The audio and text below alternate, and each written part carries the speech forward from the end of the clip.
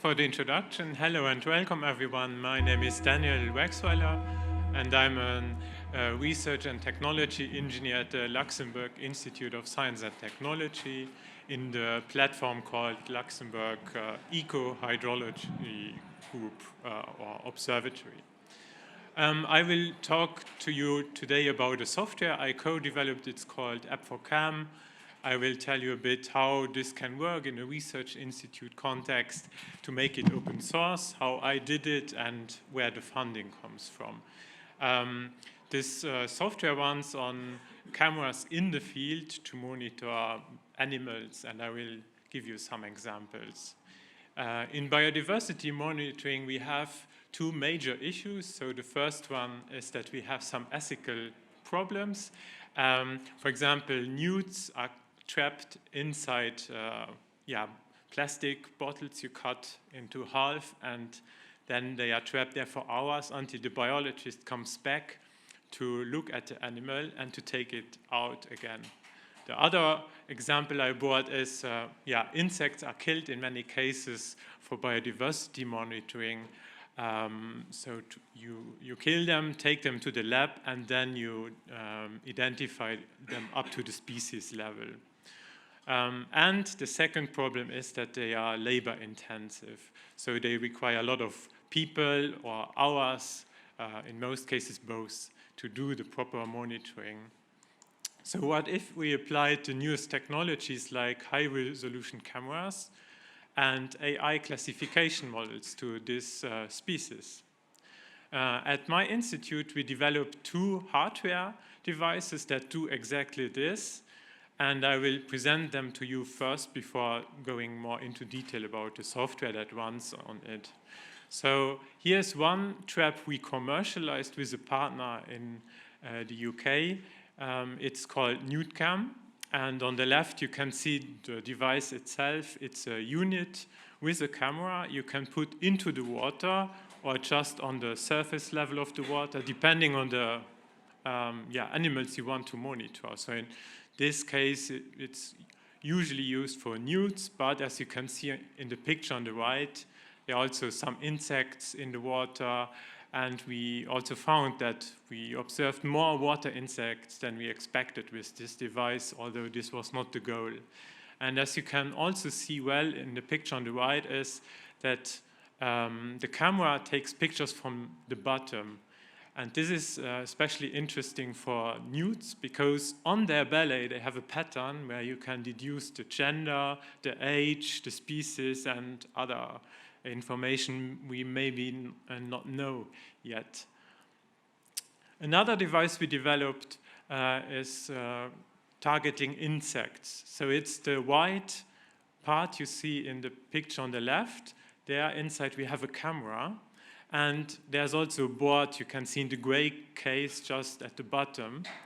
And in the middle you see this colorful part which is called a vein trap. It's used in biology monitoring since a long time, usually for trapping insects and killing them. In this case we added the white part where there's a way out, so insects can get out, and they need to go through a tunnel. You can see on the picture on the right. In this triangular tunnel, the insect can leave the device again, and it's the only way out except for the way where they came in, but usually they don't find that way again. So they usually live through this tunnel, and as you can see, we take one picture, but with the mirrors on the three sides, we are able to have four perspectives of the same insect. And we do this with the idea to increase image classification through AI. This device hasn't been commercialized or published as open source project yet, but we are looking into that. So if you are interested in using it, you can come to me, and we are at the moment looking how we can make it available. And one idea is really to also publish it as an open source hardware project, so everyone can build it themselves. The software runs on Debian, And the boards we are using also allows this. So in the NudeCam project, we are using a customized VeriSight board. When we developed this device, Raspberry Pi were not available. This was during the lockdown period. So we looked for an alternative and found VeriSight. And there we used the board and customized it, made it a bit lighter. We removed hardware components we didn't need, like, for example, the LAN port. We don't need it in the field. And on the daemon device, we have a Raspberry Pi with a WittyPi. The WittyPi is a part to control the time when the device is on and turned off to save some energy. We also have some additional components like a Wi-Fi module for an access point feature, and also an SD card slot for fast data retrieval. On the NudeCam device, we also have an infrared and visible light LED strips, so you can turn them off and on depending on the context or the insects you want, or nudes you want to monitor. App4Cam, the software I co-developed with my colleague Adriano, a mechatronics engineer who is closer to the hardware than I am. It's developed to enable the researchers to configure their camera traps efficiently and easily in the field, as well as to get the data, and also everything while maintaining a low energy consumption. So this is our goal. And as you can see in the picture on the bottom, it's a classic full stack application with a front end, a back end, and the back end itself communicates with motion. How many people know motion? It's also an open source software. Okay, you can raise your hand if you know it. Yeah, it's an open source software that is used for camera surveillance systems. Everyone can use it. You just need a camera and a Raspberry Pi, for example, and then you can play around with it. And we use it to detect objects or animals in the video. And we also communicate from the back end to the system, so to the operating system, to talk to some hardware components, like, for example, the camera gets some specific settings or set some specific settings. Also, another example is setting the date and times with the user interface. The software itself looks like this. So it has a user interface. You will see when you take a smartphone or your notebook in the field, you can access the device through an access point. And then it's a simple website. So you can use your device and a browser. On the left, you see the dashboard view. It offers some basic information about the SD card usage. In the middle, you can see a list of the files. You can even download them, but it's a bit slow through Wi-Fi, so we usually recommend to take out the SD card like you do for a normal camera as well. And on the right, you have a lot of settings. So I just showed here the trigger settings. You could, for example, configure when the device is running to save some energy, and then also set the threshold. So when does the device trigger, how many pixels need to change in this case. And for the daemon device, for example, you can also configure a temperature. So over a specific temperature, the device will trigger at all. Otherwise, it will just stay silent. Yeah, the technology stack looks like this. So for both, we use TypeScript, and in the backend, we use the web framework Nest.js. And as I told you, there are some calls to hardware or to the operating systems. Therefore, we have also some shell scripts and C programs.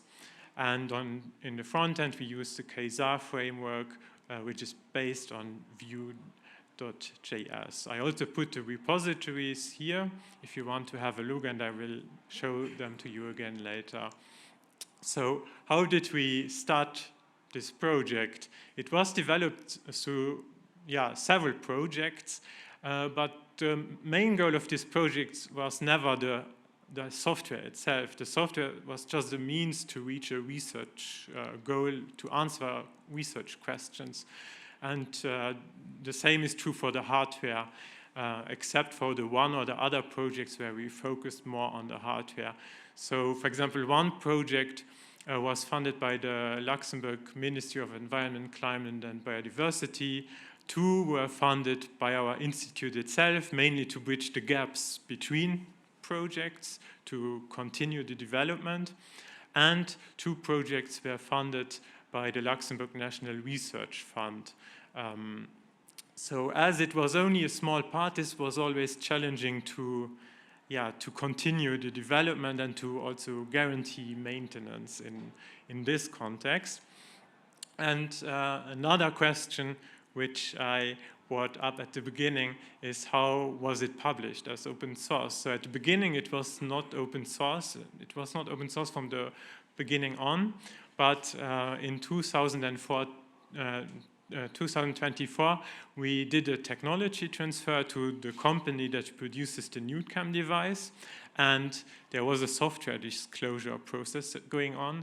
And I argued in this process that researchers need to be able to verify the code functionality to fully understand how they collect their data, which you also need to show if you publish a paper. And this went through, so there were a lot of validations required internally mainly, so by our business and valorization department, legal department, security department or team, and I needed to follow up with them regularly to get further. But in the end, in November 2024, it was published under GPL 3 license. So this shows you can also do it in a research context where it's not so common to publish everything as open source. But I believe, as I showed you, there have been a lot of funding by public authorities that it should also be public code in the end. Yeah, what does the future hold? So I see some challenges, like I mentioned already a bit, funding. So we usually get some funding for project-specific devices or solutions we develop, but there's no money for maintenance or answering to external requests. So let's imagine somebody does a code change and we want to include it.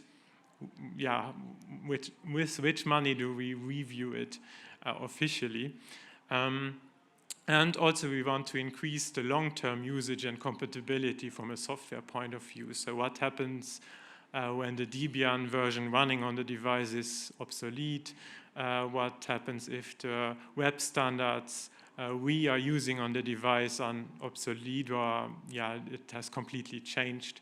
There are also some wishes we have, like migrating the backend to Rust because it's more energy efficient, and also which is a bit contradictory to what I just said as creating containers for the front end and back end and other code parts. If there's a solution that is not too energy consuming, that would be great and make it easier to deploy the software. And we also want to integrate object detection and image classification models on the device itself directly, so in the field, so that we can, for example, send small images, the insects cut out of the large images back to our server, and then do the image classification maybe in the first step on our side. But some things can happen already on the device itself. And like this, we would also know if the device is working in the field or not. And this is also one of the requirements or challenges by researchers. They need to go and check manually at the moment. Yeah, thank you for your attention. And if you have any questions, you can come to me after my talk.